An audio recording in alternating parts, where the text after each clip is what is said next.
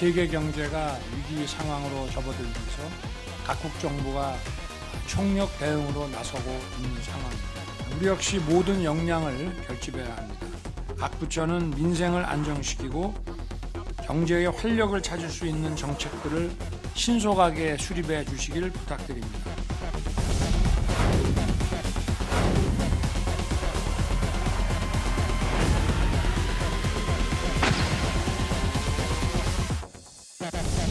오늘부터 비공개 회의에서 현안 논의하지 않도록 하겠습니다. 아니 비공개 회의를 이렇게 일방적으로 없애시면 어쩝니까? 비공개 회의 내용이 2차 제가 그 제안을 드리지 않았습니까? 회의 단축을 좀 해달라고.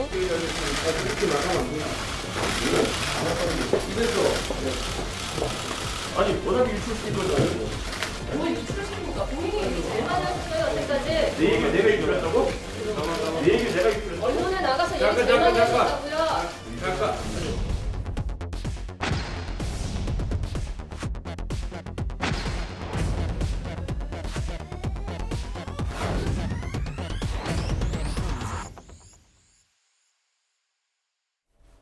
이제부터 본격적으로 다시 정치권 얘기를 좀 해보겠습니다.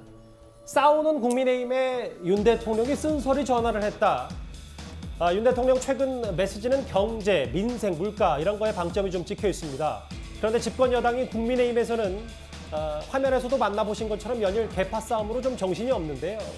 윤 대통령도 이런 메시지를 애둘러 전했다. 이런 보도 하나가 나왔습니다. 먼저 최병무 의원님, 네. 오늘 JTBC 오후 보도에 따르면 지난 주말에 한 여당 의원과 윤 대통령이 전화를 건 모양입니다. 경제 정말 어렵다. 잘 좀 협조해달라. 물가 좀 오르고 대책 마련하느라 정부는 분주한데 집권 여당이 오히려 방해가 되고 있다. 사실 뭐 애둘러가 아니라 쓴소리인데요. 국민의힘에게요.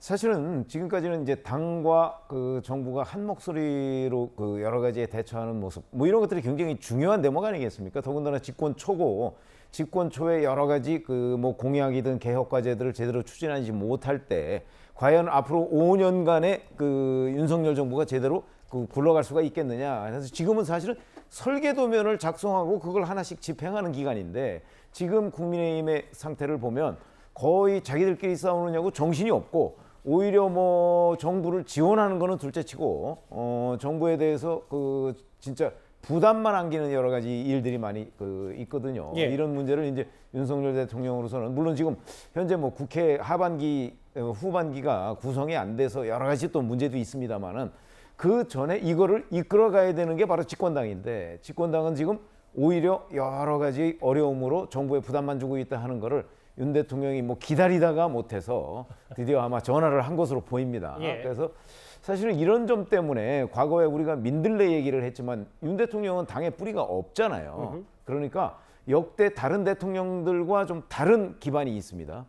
그러니까 그런 것들을 아마 지금 뭐 기껏해야 그냥 이른바 윤핵관이라고 하는 사람들하고 소통하는 정도지만 사실은 집권당 대표하고 소통을 해야 되는 거죠. 그런데 집권당 대표가 지금 여러 가지 분란의 중심에 서 있으니까 예. 아마 그런 것들을 그 애둘러서 비판의 목소리 내지는 잘 좀 협조해달라 뭐 이런 일종의 호소도가 아닌가 이런 생각이 듭니다. 근데 이현정 의원님, 네. 뭐 사실 여당 지금 뭐 내부 싸움도 많고 여러 산적한 걸림돌도 많습니다만 야당과 협조해서 원구성도 해야 국회가 또 시작을 해야 여러 법안들을 처리할 텐데 윤 대통령 입장에서도 꼭 여당뿐만 아니라 야당에 대한 쓴소리도 뭐 내심이 있었을 것 같기도 하고요.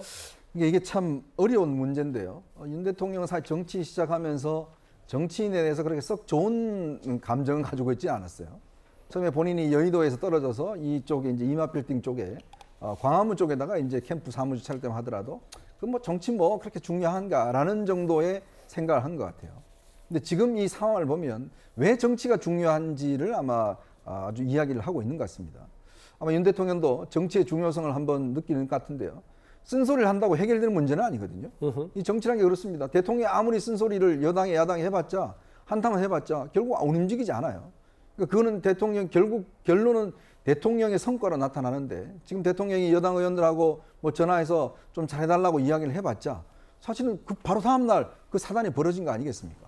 또 이준석 대표가 말을 뭐 듣겠습니까? 이미 대선 과정부터 시작해서 몇 차례 걸쳐서 갈등을 빚었는데 대통령 말을 그렇게 썩 들을 것 같지도 않고 자 그렇기 때문에 윤 대통령이 정치에 대한 생각을 저는 좀 바꿔야 된다. 이게 단지 불만만 토로한다고 해서 정치권이 들을 상황이 아닙니다. 그렇다면 뭔가 대통령이 정치에 깊숙이 개입할 수밖에 없어요. 아하. 그 문제는 뭐냐면 결국 정치라는 게 혼자 하는 게 아니거든요. 대통령이 화만 낸다고 모든 문제 해결되지 않습니다. 그렇다면 어떤 면에서 보면 의원들을 만나고 설득하고 이 과정들, 옛날 생각해 보십시오. 오바마 대통령이나 미국 대통령들이 왜 매일 야당 의원들하고 통화를 하겠습니까? 예. 매일 또 야당 의원들 불러서 지역구에 무슨 관심이 있냐, 지역구에 뭐가 어렵냐라고 이야기를 하는 게 결국은 이런 소통을 통해서 문제를 풀어나가는 거거든요. 예. 근데 이제 윤 대통령이 지금 야당하고 관계는 뭐 제가 볼 때는 거의 없는 것 같아요.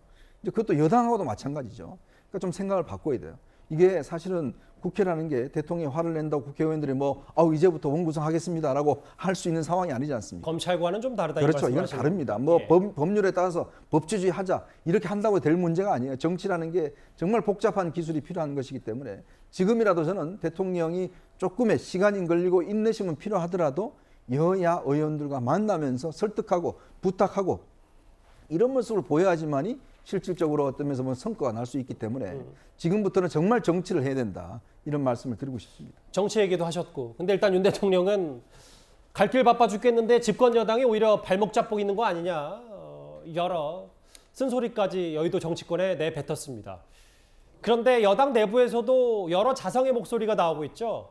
어제 저희 뉴스탑10에 출연했던 조수진 의원을 포함해서 여당 내부 목소리 한번 들어보겠습니다.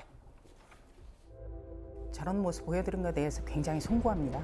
대통령이 사상 최악의 경제 위기에 대해서 말씀하셨거든요. 그렇다면 여당은 더더욱이 그 경제 위기에 대해서 어떻게 극복할 것인지에 대한 해법을 제시를 하고 또 필요하다면 법안에 대해서도 말씀드린 게 원칙입니다. 이것에 대해서 저희가 많이 부족합니다. 죄송하다는 말씀밖에는 드릴 수가 없습니다.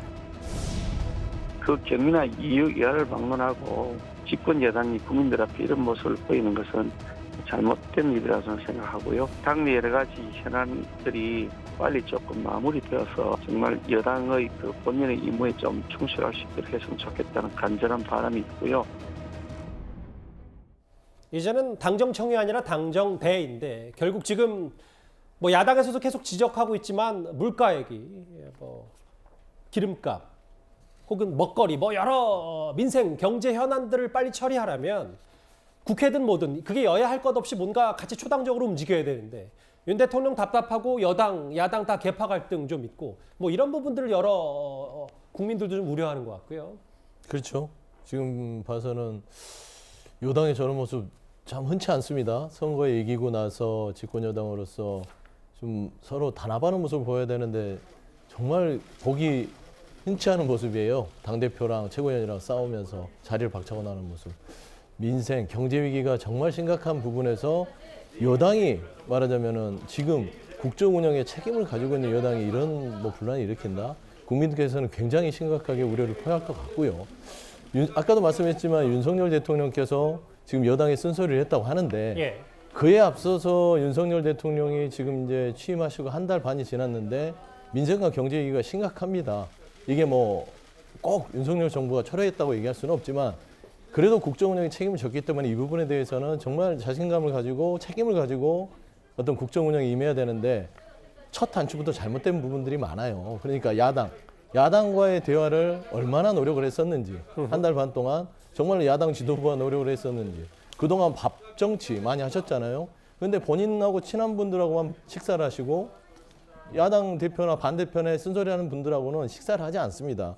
그리고 전반적으로 메시지나 어떤 이 국정 운영 방식들에서 잘못된 부분들은 지금 현재 보면 전 정권에 대한 문재인 정권에 대한 어떤 비판과 깎아내리기 흠집내기에만 계속 혈안되는 모습으로 되다 보니 야당과의 대화의 창로가 끊길 수밖에 없습니다. 이런 부분보다는 좀 민생 부분으로 돌아와서 야당에게 같이 협치하면서 민생 경제 같이 합시다 하는 모습들을 조금 더 적극적으로 보여주는 것들이 지금 윤석열 정부의 성공의 첫 단초가 될 것이다. 저는 그렇게 보고 있습니다.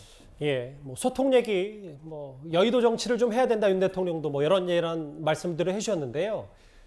오늘 점심 때 윤 대통령은요 보수 언론인 국민의힘 상임고문단을 용산 대통령실로 초청했습니다. 점심을 함께 했는데요. 그 화면 저희가 준비를 했습니다.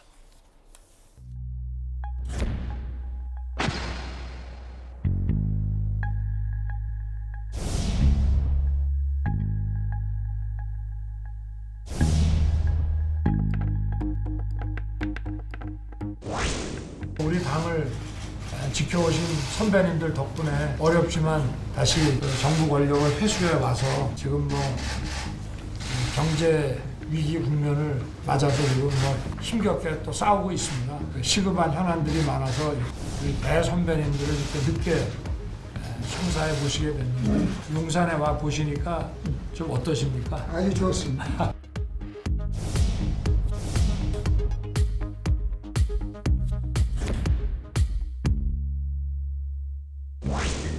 저도 청와대에 뭐 딱 회의할 때 몇 번 들어가 보고 관전은 한 번 가봤는데 나중에 다시 한번 상세하게 이렇게 돌아보니까 거기 그냥 근무할 걸 했는데 막상 근무를 여기서 또 한 달 넘게 해보니까요.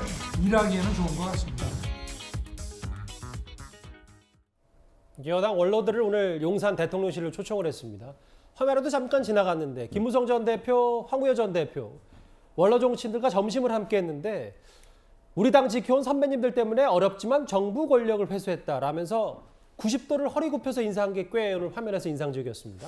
그렇죠. 사실 저분들은 잘 아시다시피 그 과거 뭐 한나라당 또는 그 전에는 뭐 신한국당 때부터 이 당의 뿌리인 셈이죠. 그러니까 윤석열 대통령으로서는 아마 그 집권 초에는 저런 분들을 모셔서 기본적으로 이제 소통을 해야 될 계기들이 굉장히 많을 거예요. 예.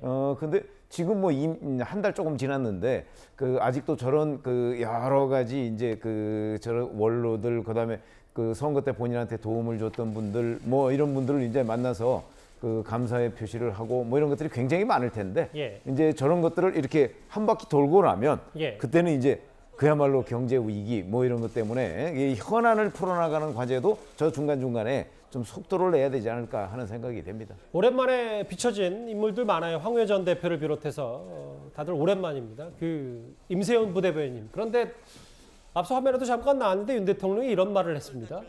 용산에 와보시니까 어떠십니까? 그랬더니 뭐 대체적으로 좋습니다 라고 답을 했고 청와대 돌아보니까 거기 그냥 근무할 걸 용산으로 간다고 한 게 좀 잘못했나 싶기도 하다. 그런데 막상 근무해 보니까 일하기 좋은 것 같다. 용산 이전에 대해서 본인 스스로는 좀 높은 평가를 좀 하는 것 같더라고요. 네, 그래서 용산에 대한 이야기를 끊임없이 좀 계속 하시는 것 같아요. 그래서 저희가 초반에 보면은 예. 윤석열 대통령이 그 당선인 시절에서도 이 용산 이전을 무리하게 추진하다 보니까 여론에 많은 문매를 맞기도 했고 윤석열 대통령에 대한 부정적인 비판의 의견 중 하나의 대표적인 예가 용산 이전에 꼽히기도 했었습니다. 예. 그렇다 보니까 이제 본인이 용산을 옮긴 거에 대한 뭔가에 대한 잘 옮겼다는 걸 계속 확인받고 싶어하는 듯한 느낌을 지울 수가 없거든요. 얼마 전에도 그 회의에서도 그런 얘기 하셨잖아요. 그 여당 오찬 회의에서도 그 부인 김건희 씨가 청와대에 김건희 여사께서 이제 청와대를 갔다 오고 나서는 뭐 여기 있었으면은 뭐 저도 계속 안 나오고 싶었을 것 같아요라는 말을 하는 것도 또 있었죠. 그리고 오늘 같은 경우도 그냥 근무할 걸 그랬다라는 말씀을 하시는 거는 이게 농담처럼 들리지만 뼛속에는 이 청와대라는 곳이 마치 밀실에서 무언가 이루어지고 나쁜 짓을 벌였던 곳인 거 아니냐는 그러한 뉘앙스를 계속 풍기시면서 이야기를 하시는 것 같아요. 예. 그래서 이제 이 용산에 대한 정당성을 계속 사람들 만나면서 뭐 이걸 반어적으로 얘기하는 거죠. 청와대에 계속 있을 걸 그랬나 봐요 라는 반어적인 표현으로 용산에 대한 정당성을 계속 확인하고 싶어 한다는 그런 느낌 지울 수가 없다고 생각합니다. 예. 그리고 요거 하나는 꼭 제가 말씀드려야 될 부분이 있는데 지금 이 그 보수 인사들 만나서 뭐 권력을 회수했다라고 말씀을 하시는데 이거야말로 반민주적인 발상이라고 생각합니다. 예. 민주주의의 기본은 당연히 권력 교체라는 게 있는 거고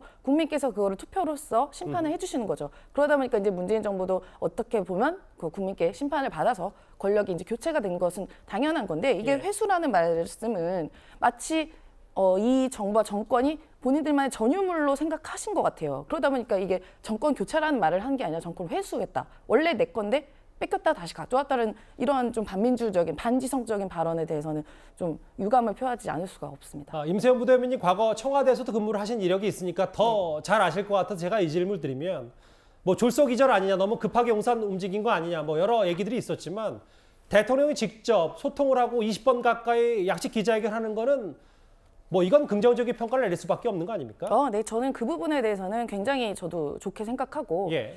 문재인 정부에선 예를 들어 이제 기자들이 있는 곳 춘추관이라고 좀 멀리 떨어져 있어요. 저기 집무실이랑. 맞죠? 그러다 보니까 거기를 가려면 이제 조금 일부러 조금 가야 되는 좀 어려운 지점이 있어서 그런 부분에 대해서는 저도 청와대에서 이른바 이제 공보라고 하는 쪽에서 일을 했던 사람으로서 기자들과의 소통에 대한 부재는 좀 저도 아쉬움으로 남습니다.